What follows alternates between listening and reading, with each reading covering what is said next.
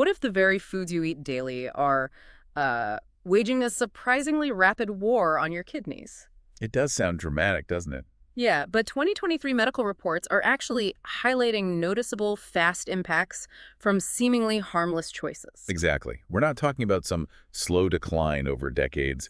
Certain foods can trigger swift inflammation, really overwhelm your kidney's filtering power almost immediately. So today on the deep dive, we're exposing 5 specific food categories, the ones capable of causing this rapid kidney harm. And we'll get into how they do it and, crucially, guide you toward some protective alternatives.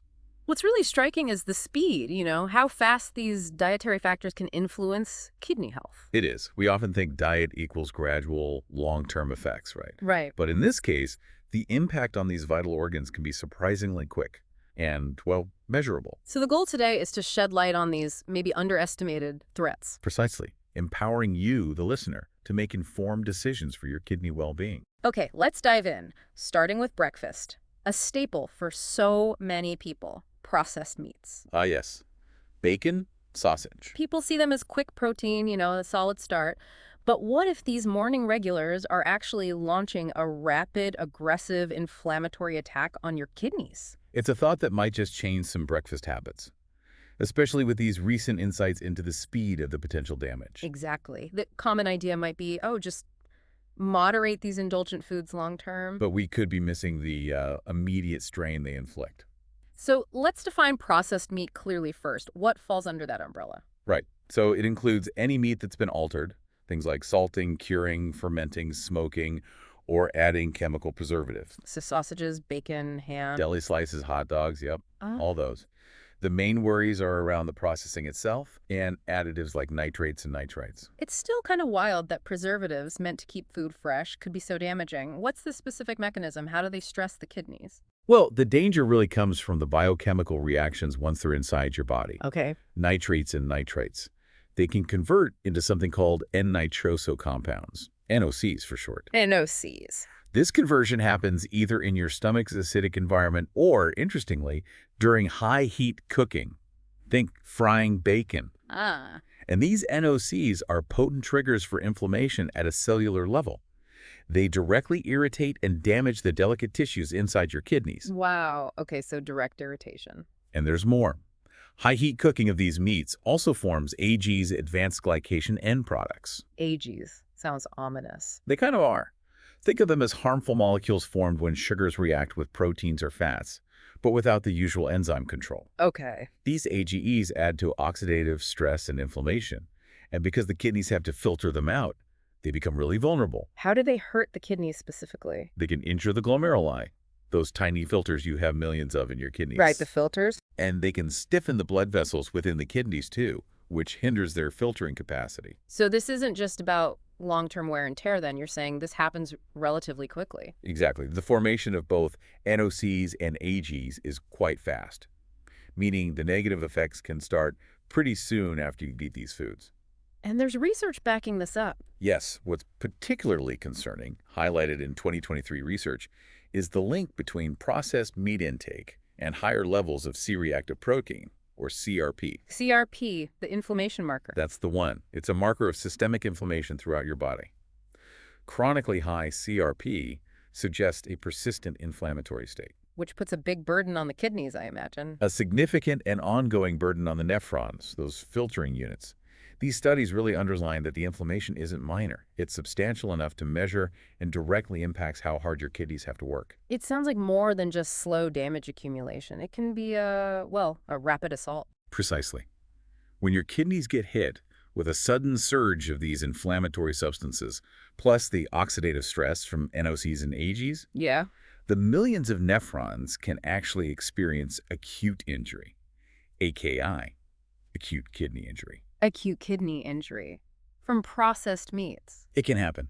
This can lead to a noticeable decline in kidney function much faster than we previously thought. It suggests even occasional high consumption could contribute to repeated kidney strain episodes, damage adding up. Okay, now who needs to be most careful? Who's most susceptible to this rapid damage? Well, certain groups definitely face a higher risk, individuals over 50, for instance. Why them specifically? Their kidney function might already have some natural age-related decline, Hmm, making them less efficient at clearing the high sodium found in these meats. makes sense. Anyone else? Yes, people with hypertension, especially if they're on medications like diuretics, ACE inhibitors, or ARBs, they should be particularly cautious. How does the sodium interact with those meds? Well, the high sodium intake basically counteracts the medication's effects. It makes your body retain water, increases blood pressure. Which just speeds up kidney damage. Exactly. It puts extra pressure on already stressed kidneys. And it's not just the salt and preservatives, is it? We haven't talked about the fat yet? Good point. The high saturated fat content in many processed meats also plays a big role. How so? Well, too much saturated fat contributes to atherosclerosis, the hardening and narrowing of arteries from plaque buildup. Right, clogged arteries. And this can affect the renal arteries, the ones feeding blood to your kidneys. Reduced blood flow means less oxygen and nutrients for the kidney tissues. That sounds bad. What's that called? Renal ischemia. Over time, it can lead to cell damage and impaired filtering. Okay, this is quite a list of issues. So what are some practical alternatives, swaps we can make for these breakfast saboteurs? Yeah, the best strategy is definitely prioritizing fresh, unprocessed, lean proteins, like skinless chicken or turkey breast. Fish, especially fatty fish like salmon, rich in omega-3s. Plant-based options are great too.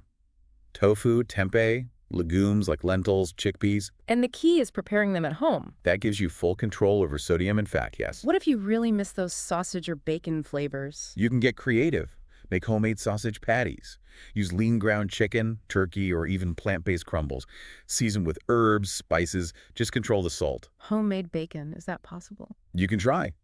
Maybe lean pork belly with smoky spices, or even plant-based versions using tempeh, mushrooms, or eggplant strips baked till crisp. The main benefit being... You avoid the nitrates, nitrites, and you control the sodium. That's huge. So the crucial takeaway here, processed meats might be convenient, but they hide this surprisingly rapid inflammatory attack. NOCs, AGEs, sodium, saturated fat. It's a quadruple threat, really. Moderation, or better yet, substitution, is vital, especially if you're over 50 or have hypertension. Absolutely. Okay, moving to our next category. This one might seem like just minor treats. Store-bought sweets. Ah, the sweet deception. Right. A cookie, a snack cake. Yeah. Seems like a small indulgence. But they can pack ingredients causing direct acute kidney injury. That's surprising. It is often overlooked. But yes, several culprits can be hiding in these packaged goodies. Let's name them. What are we looking for? Okay, first up, industrial trans fats. They're used for texture, shelf life, The really bad fats. the worst, and labeling is tricky. Less than 0.5 grams per serving can be listed as 0. So you could be eating quite a bit without realizing. Easily, if you have multiple servings or different products. Then there are phosphate additives. Phosphates, aren't those naturally in food? These are inorganic compounds added during manufacturing for leavening, moisture, flavor. They're different from the natural organic phosphates in whole foods. Okay, inorganic phosphates. What else? Highly refined flours, they lack fiber, nutrients, and cause quick blood sugar spikes. Not great, generally. No. And finally, a cocktail of chemical dough conditioners, emulsifiers, preservatives, they all add to the kidney's workload. We know trans fats are bad for the heart. How do they hit the kidneys specifically? Well, a 2023 meta-analysis really zeroed in on this. It showed even small, consistent intakes increase inflammatory cytokines. Those inflammation messengers. Exactly. And they negatively impact the glomerular filtration rate, GFR, that key measure of how well your kidneys are filtering. So direct impact on kidney function. Yes. It suggests these fats aren't just a heart issue, they're actively impairing your kidneys. And those phosphate additives you mentioned, why are they such a specific kidney concern? It's all about bioavailability, how much gets absorbed. Okay. These inorganic additives, they're absorbed almost completely, close to 100%. Compare that to the 40–60% absorption for natural organic phosphates. Wow, that's a huge difference. It is, and it leads to rapid, significant spikes in blood phosphate levels, which acutely overload your kidneys. What happens when the kidneys get overloaded with phosphate like that? In people who are susceptible, it can actually trigger acute kidney injury, AKI. Again, AKI. Yes. And even if it doesn't cause immediate injury, chronically elevated phosphate levels speed up chronic kidney disease, CKD, Oh. mostly by promoting vascular calcification. Remember the hardening of arteries? Yes. Phosphate contributes to that, including in the renal arteries. It also seems to directly damage kidney tissue through fibrosis, Basically scarring. Scarring and reduced blood flow. Double trouble. Exactly. It gradually reduces the kidney's ability to filter waste. This sounds particularly worrying for people maybe already dealing with high cholesterol or heart conditions. It absolutely is. Mm-hmm. The inflammation from trans fats can actually work against cholesterol-lowering meds like statins. How so? It creates this negative cycle because heart and kidney health are so closely linked. We call it cardiorenal syndrome. Someone might be trying to protect their heart, but these hidden ingredients undermine those efforts and stress the kidneys. So what are the healthier options for satisfying that sweet tooth or grabbing a quick snack? Baking at home is really a great option. You control everything. What kind of ingredients should we use? Whole grain flours like whole wheat, oat, almond, heart-healthy fats, olive oil, avocado oil, maybe fruit purees like applesauce, and use natural sweeteners like honey, maple syrup, or fruit itself, but in moderation. And if buying packaged snacks? Look for minimal, recognizable ingredients. Shorter lists are usually better. Try to avoid lots of chemical The additives. label reading becomes critical, Okay. right? What specific terms should we watch out for? Definitely. For trans fats, look for partially hydrogenated oil or hydrogenated oil. For those phosphate additives, anything with phos in the name. Like sodium phosphate. Sodium phosphate, decalcium phosphate, tricalcium phosphate, phosphoric acid, sodium acid pyrophosphate, lots of variations. And these aren't just in cookies and cakes. No, be vigilant. They're in processed cheeses, instant puddings, even some drinks. So the key message for sweets. Those innocent-looking packaged treats can cause systemic inflammation from trans fats and rapid phosphate overload from additives. And this compromises kidney health quickly, often silently, before you even notice symptoms. Okay, let's shift gears to another convenience item. Soups. Canned or instant soups. Often seen as comforting, quick. But potentially a stealth attack on the kidneys due to salt? A major salt attack. Often, the sodium load can be substantial, acutely impairing kidney function. Just how high are we talking? Comforting, yes, but alarmingly salty. You'd be shocked. Even soups marketed as healthy can pack over 1,000 milligrams of sodium per serving, sometimes way over 1,500 milligrams. Per serving. That could be more than half, maybe 2/3 of the daily limit in one go. Easily. It's used for preservation, of course, but also heavily for flavor enhancement. What happens inside our bodies, specifically to the kidneys, when we ingest that much sodium at once? Well, the immediate effect is a rapid increase in blood volume. Sodium pulls water into the bloodstream. Right. Water follows salt. Exactly. So blood pressure spikes almost immediately.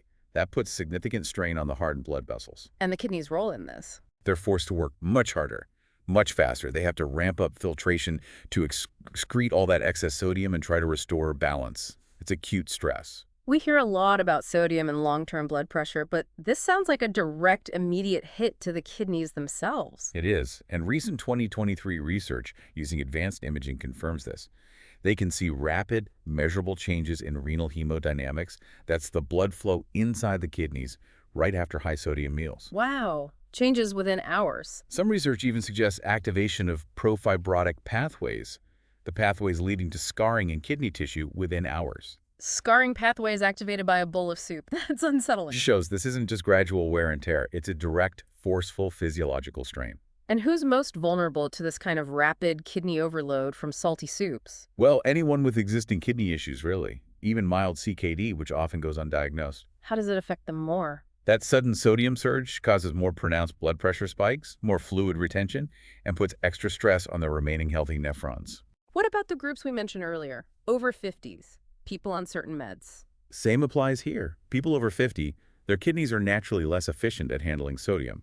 If you're on diuretics, high sodium intake basically cancels out the medication's purpose. Because diuretics are meant to get rid of sodium in water. Right. And if you're on ACE inhibitors, high sodium can blunt the effectiveness of those vital blood pressure lowering and kidney protecting drugs. Are there other problematic things lurking in these soups besides just the salt? Often, yes. Many contain monosodium glutamate, MSG, plus various artificial flavorings, colorings, preservatives. Over time, these just add to the detoxification burden on your kidneys. Okay, so what are the better moves when we want a quick, easy, maybe soupy meal? Choosing low-sodium varieties is a start. But you have to read labels carefully. Checking the milligrams of sodium. And the serving size. That's crucial. A small serving might look low, but if you eat the whole can. Right. What's the ideal solution? Honestly. Homemade soup. Gives you complete control. No hidden sodium bombs, no artificial additives. What should we use for flavor instead of salt? Load up on fresh or frozen veggies, lean proteins, whole grains, then use herbs, spices, garlic, onion, maybe a squeeze of citrus.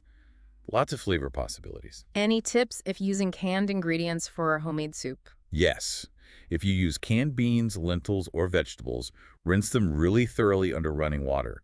That can cut their sodium content by 30–40%. Good tip. So the convenience of high sodium soups comes at a steep price, a rapid, forceful strain on kidney filtration. And recent research highlights that immediate stress, even initiating harmful pathways, definitely something to be much more conscious of. Okay, very clear. Now let's tackle a category often seen as a quick fix for energy slumps. Energy drinks. Oh, the liquid dynamite. Liquid dynamite, that's a strong term. People see them as a potent pick-me-up, right? They do. But they're complex chemical cocktails that could potentially push kidneys towards acute failure, far more than just a caffeinated drink. What makes them so complex and potentially dangerous? It's the sheer combination and concentration of ingredients. Extremely high caffeine levels, often way beyond coffee or tea. Plus other stimulants. Right. Guarana, taurine, often in pharmacological doses, meaning doses large enough to have drug-like effects. Then usually substantial amounts of sugar or artificial sweeteners. Wow. Anything else? Often herbal extracts like ginseng, yerba mate, milk thistle, high amounts of certain vitamins too. And the specific mix varies wildly between brands. We know caffeine makes us feel wired. How does that extreme level specifically hit the kidneys? Well, the high caffeine causes rapid spikes in blood pressure and heart rate. That stresses the whole circulatory system. Okay. But for the kidneys specifically, it can cause renal vasoconstriction. Meaning the blood vessels to the kidneys tighten up. Exactly. That constriction reduces blood flow, impairs the kidney's filtering ability, and leads to acute kidney strain. Repeated episodes could cause progressive damage. And this isn't just theoretical, right? You mentioned acute failure earlier. Are there actual documented cases? Unfortunately, yes. There's a growing body of evidence case reports. 2023 studies linking regular energy drink consumption to acute kidney injury, AKI. AKI again. Yes, a sudden drop in kidney function, sometimes severe enough for hospitalization, even dialysis. And worryingly, this is seen even in young, otherwise healthy people. That is truly alarming. What are the specific ways these drinks might inflict that kind of damage? What are the mechanisms? There seem to be several potential pathways. First, direct nephrotoxicity. Meaning toxic to kidney cells. Yes, some ingredients or combinations might be directly harmful to the kidney cells themselves. Stimulants, maybe certain herbal extracts or additives. Okay, what else? Severe dehydration is a big one. Caffeine and other stimulants are diuretics. They make you produce more urine. Right. If you don't drink enough other fluids, especially if you're active or it's hot, you can get dehydrated quickly. That reduces blood flow to the kidneys and concentrates toxins. Makes sense. Any other mechanisms? Rhabdomyolysis has been linked in some cases. Rhabdo, that's muscle breakdown, right? Yes. Rapid muscle tissue breakdown releases myoglobin. That protein can overwhelm and damage the kidney tubules, causing AKI. So multiple potential ways they can harm kidneys. Are certain people at even higher risk when consuming these? Definitely. Anyone with pre-existing heart conditions, arrhythmias, hypertension, the stimulants can worsen those, affecting kidney blood flow. And kidney issues. Absolutely. Anyone with known or even undiagnosed kidney problems, even mild CKD, has less renal reserve. They're more susceptible to the vasoconstriction and toxic hits. What about medication interactions? That's another concern. Interactions with certain antidepressants, like SSRIs or SNRIs, that affect heart rate or blood pressure, or with stimulant meds for ADHD. It could lead to an excessive stimulant load, increasing risks for both heart and kidneys. You mentioned electrolytes earlier, too. How do energy drinks affect those? The stimulants can mess with electrolyte balance, cause excessive excretion or altered absorption of key minerals like sodium, potassium, calcium, magnesium, Which puts more stress on the kidneys. and can have dangerous consequences itself, like cardiac arrhythmias. Okay, this paints a pretty stark picture. What are the safer, healthier ways to get an energy boost without risking our kidneys? It comes back to basics, really. Prioritize adequate sleep, stay well hydrated, primarily with water, eat a balanced diet, whole foods, complex carbs, lean protein, healthy fats. And if you need caffeine, Moderate amounts of black coffee or tea are generally much safer. You get the caffeine without the extreme levels and the complex, potentially harmful mix of other ingredients. it sounds like the energy from these drinks is borrowed, with very high interest rates for your health. That's a great way to put it. It's an artificial jolt at a physiological cost, straining the heart and kidneys. Liquid dynamite indeed. Sobering stuff. Okay, one final category. This one often wears a health halo. Dairy products. Yes, dairy. Promoted for bone health, calcium. Many people consume it regularly. But certain types or quantities, especially processed ones, could silently harm kidneys, particularly with age. How does that work? Well, while dairy can be valuable, the concern centers on specific types high in added inorganic phosphorus. Inorganic phosphorus again, like in the sweets. Exactly. We find these additives in highly processed cheeses, think slices, spreads, and also some dairy-based protein powders where phosphates are added for texture or solubility. Remind us why the added inorganic phosphorus is the problem compared to the phosphorus naturally in milk or cheese. It comes back to that super efficient absorption. 70 to 100% absorption for the inorganic additives versus maybe 40 to 60% for the natural organic form. So a much bigger, faster phosphorus hit to the kidneys. Precisely. And that matters. A 2023 review really emphasized this. Even normal high blood phosphorus levels can be an independent risk factor for CKD progression and cardiovascular events. Especially for older adults. Especially for individuals over 50, yes. And dietary choices, including processed dairy with these additives, can subtly push those phosphorus levels up. What happens when the kidneys are constantly dealing with this rapid influx of absorbable phosphorus? They can get overwhelmed. Their ability to excrete it can't keep up, leading to chronically elevated blood phosphate. That's hyperphosphatemia. And the consequences of hyperphosphatemia, we touched on this. Right. It's a major contributor to vascular calcification.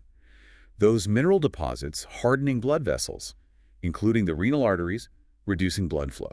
And direct kidney damage. Yes, it can also directly damage kidney tissue through tubulointerstitial fibrosis, the scarring process. What about people who already have kidney issues and might be on specific medications? It's a real problem.